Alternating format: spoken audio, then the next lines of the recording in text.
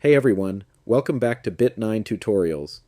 In today's video, I'll show you how to add Launchpad to the dock on your Mac, whether you're using a MacBook Air, MacBook Pro, or iMac. The steps are the same for all these devices. Normally, Launchpad can be found in the dock, and you can open it anytime you want. But what if you accidentally selected the Remove from Dock option, and now Launchpad isn't visible in the dock? How can you add it back? First, open the Finder option. Once you're in Finder, you'll see the Applications option in the sidebar. Next, click on Applications. Here, you'll see a list of all the applications installed on your Mac.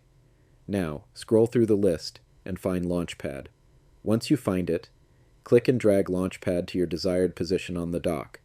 You can place it wherever you like. For example, I usually place it around here. And just like that, Launchpad is back in the dock, ready for easy access. Now, if you can't see the Applications option in the Finder sidebar, don't worry. Here's how to enable it. First, go to the Finder option in the menu bar. Then click on Settings. Next, in the Settings window, make sure the box next to Applications is checked. If this box is unchecked, the Applications option will not be visible in the sidebar. As soon as you check that box, Applications will reappear in the sidebar.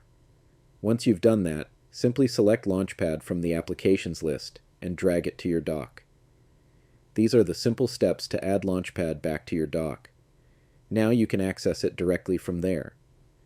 If you found this video helpful, don't forget to like and subscribe to the channel for more easy-to-follow guides.